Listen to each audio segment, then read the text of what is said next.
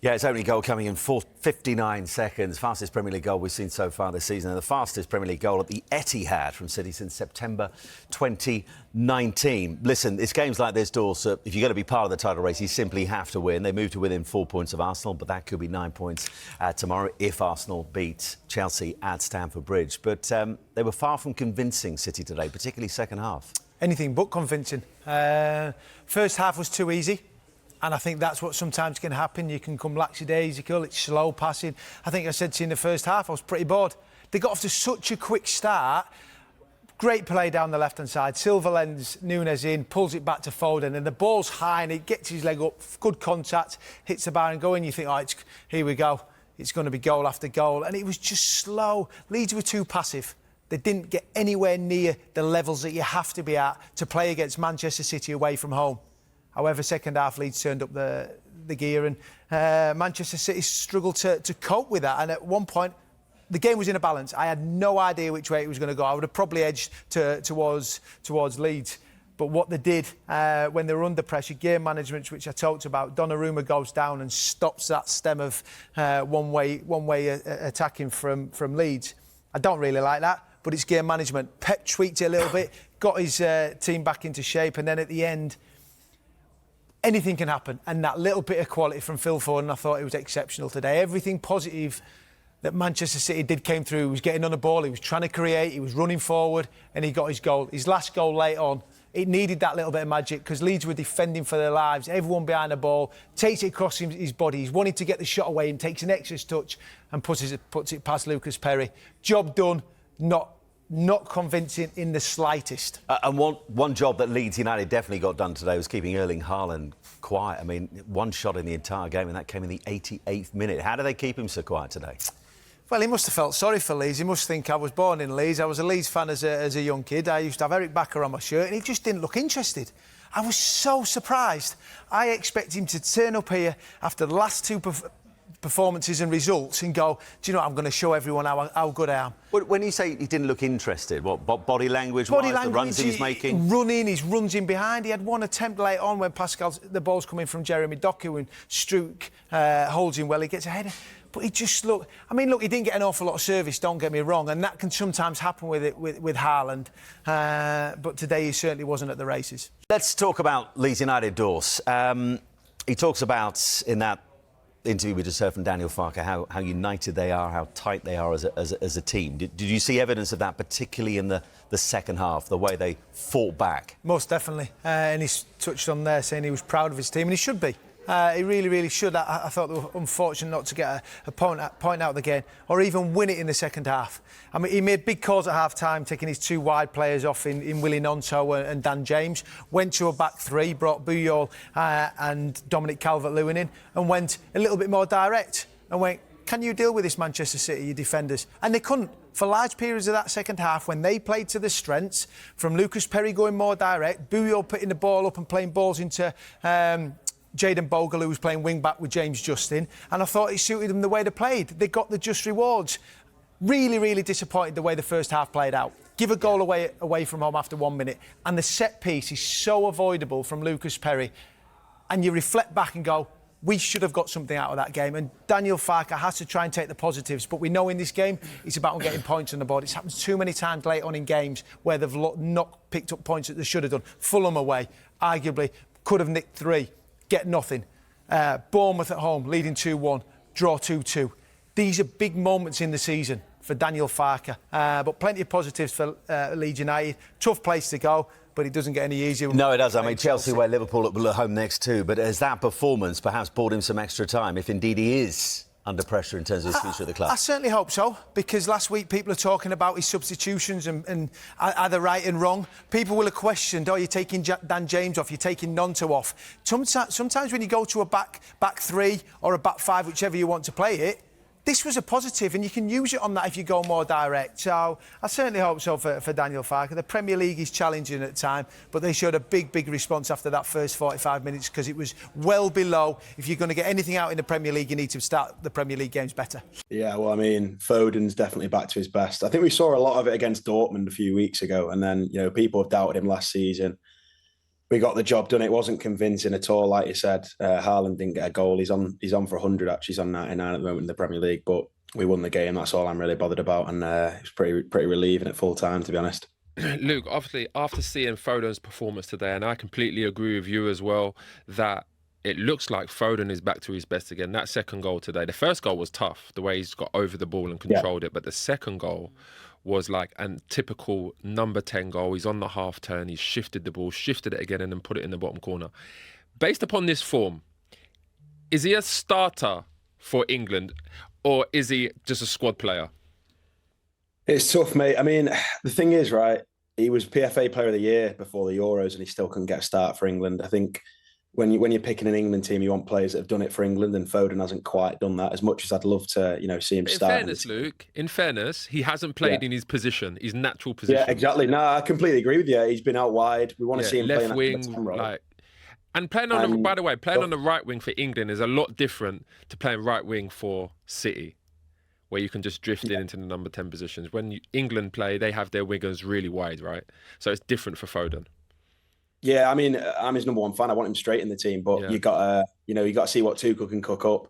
Tuchel said himself he's a central player. He's viewing him only as a central player, and I'm hoping he can get in there. But there's a lot of competition. We know Cole Palmer's in there, Bellingham as well. But I'm happy he's playing for City and he's performing again. So that's what we want.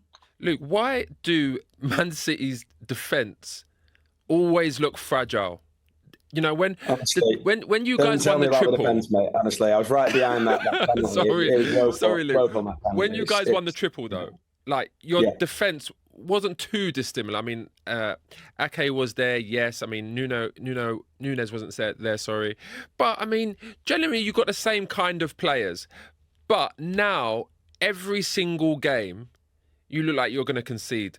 When you guys are winning 2-0, I actually turned around to one of the producers and said, this could be 2-2. And then it gets to 2-2 and it's like, wow, can we get the win now? You're struggling. Why is that, do you think? Yeah, it's not nice at all. I think in that treble season, we were a little bit shaky at the start and people kind of forget that. We had a lot of changes as well. Cancelo was in that team at the start of the season and he was straight out, obviously, in the January. We basically had 4 centre-backs. We had Ake, Akanji, we had Stones, we had Diaz, and as much as you said some of the players are the same, I do agree with you. I think it's just so different. And Guardiola was playing at left back. We've effectively got 2 centre mids at full backs now as well, and they put in a good performance each, to be honest, with an assist going forward. But like you said, it's just not. It's not quite what we want at the back. It's not. We've not got a natural right back. We've got O'Reilly playing left back. We've had Aït-Nouri injured for quite a while, and he's not quite got him into the team yet. So it's not ideal, but like I said, I think all City fans out there are just relieved, and we've got the job done today and won the game. That's all that really matters. But it's not ideal. I get what you're saying. Luke, you mentioned there Nico O'Reilly. As much as he's not a natural left back, I have to say, based upon his form this season, if this continues, he's not only going to the World Cup, he's starting left back because he's playing so well. He's tall, he's strong, he's technically very good, he's got good end product, his distribution into midfield is very good. That's the kind of defender or player you want to see playing for England. I mean, there's competition, yes, but at the moment, based upon this form, he's got a very good chance of starting in the World Cup. Yeah, definitely. I'm hoping Phil Foden's in there with him as well, like you said. But I think he's been unbelievable this season. His form as well shows he's an exact modern left back, to be honest. Like you said, he's physical, he's technical, he's good like positioning wise and stuff like that. And I think he reminds me a bit of Calafiori, you know. Yeah, like, I mean, in a way, particularly in the last season as well, he was good. Yeah. And then, everyone's picking up on it now, but he has been a standout performer for us this season. And with some of the injury problems we have had, especially in that position, he's really stepped up. And it's meant Guardiola can play centre-back as well, which is good because that's his natural position. So, yeah, he's doing a great job, O'Reilly. Let's get the thought of you at home. We've got Aston Buckley, Man City fan, who is joining us now. Good evening, Aston. I guess just want to initially get your thoughts on that. Yeah, I mean, it was a great game for a neutral, wasn't it? But as a City fan, it wasn't so great in the stands. I mean, when it went to 2-2, it's quite a big shock compared to the first 45 minutes where City felt so comfortable, in full control of the game. Probably should have scored more in that first half. Daniel Farke, credit to him, really, because he did make those changes at half-time. Leeds went to that 5 at the back, 2 up top with Dominic Calvert-Lewin, and that really did cause problems for City. But also, I think the sort of drop in performance level from City. I think maybe we were too comfortable in that first half, and they didn't expect that sort of turn up from them in the second half. And it shows with football how things change, because I actually thought City played better against Newcastle the other day, and they lost that game. And today they don't play as well, and they get the 3 points. Aston, just a quick one from me. City's defence always looks really fragile at the moment. Even when you guys are playing well and attacking really well, like the start of the first half, particularly in the first half, there always seems like there's going to be a chance. When it was 2-0, I actually said this game could be 2-2. And then obviously Leeds got back into it. And I think that's a worry. Why do you think that is now? Because you still got some like world-class defenders there. I think City are playing a different style of defending. They're sort of defending more on the front foot this season. Pep Lijnders come in, who worked previously Jurgen Klopp at Liverpool. And it's all about high pressing. And the way City play, they press very high. And then it does leave people in sort of 2-on-1 situation at the back. I mean, for the second Leeds goal, it left Nico O'Reilly on his own on the left-hand side. And that sort of put us in a big problems. And also, I noticed in the first goal, Tijani Reinders didn't quite press in the way Pep Guardiola wanted, and he was going crazy on the sidelines. And then before you know it, Leeds go and get a goal at the other end. So I think it's the way we're trying to press, and the players aren't always getting there. I mean, Haaland seemed a little bit off it today in his press. He didn't seem to have the sort of energy he usually does. I mean, Phil Foden brought the energy. I thought he was unbelievable today. Yeah, I mean, he right. carried City through that game. That goal. I mean, Phil Foden there, particularly the second goal, that second goal is the epitome of a number 10. Like that's the kind of goals you expect from the likes of Foden, Palmer's, these kind of players, where they're already on the half turn, they're shifting it again, and they're getting a shot off in a tight area. It was an unbelievable goal. But Foden was quality today. Like you said, Haaland was off it. And again, I think Haaland's been much better this season in terms of getting involved in the play, holding the ball up. He's bringing other players into the game as well. But today, he was anonymous. And these are the kind of performances where I look at him and say, he needs to do a lot better for the player he is. I mean, you could say that, but I mean, usually against the teams sort of down the lower bottom half of the table, he scores 4 or 5 goals, and then it's in the bigger games people question he hasn't turned up in those. So I think it's just an off day for him. You know, I think he's allowed an off day. I think he had an off day at St James's Park the other day as well, unfortunately. I think on another day he scores a hat-trick there maybe, and City go and win the game. So it's off fortnight. Well. Yeah, I know. It happens every now and again.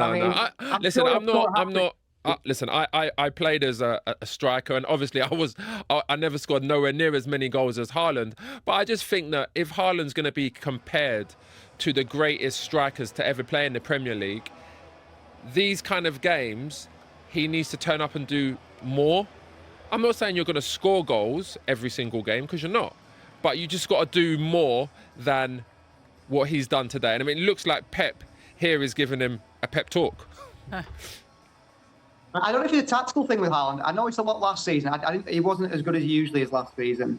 And he seems to, a lot of time, his movements seem to be like peeling off to the far post and waiting for crosses to come in, which I don't think he's particularly, I know he's a big man, but he's not the best in the air. He does score headers every now and again. He can bully players, but not quite as much as if he's running through on goal. He's much better at the ball at his feet. So today he sort of played a lot of that, appealing to the far post and waiting for those crosses to be swung in. I don't know if that was a tactic to sort of occupy the Leeds players and then find space for Foden or Shirky who came on, Doku. That seemed to be the reason why, because he wasn't sort of in the positions you usually expected to be in. I mean, at one point, Leeds really struggled defending against City. We get a cross into the box. I think it was Pascal Schraub who plays one off the line, and Haaland doesn't even gamble to get the end of it. He's too busy. That's the one. Like literally, he goes there right at the end to pick the ball up to go for the corner.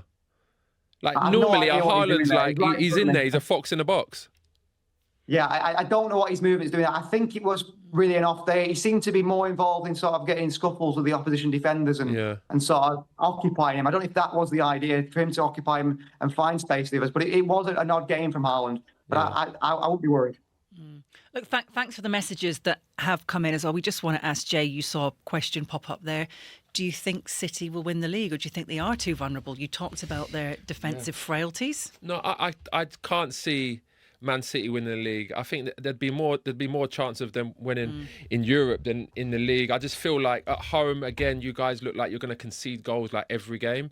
And I feel like when you look at Arsenal, they probably won't lose at home all season. And then, between now and the end of the season, they might lose 3 games. But I feel like Man City will lose more than that.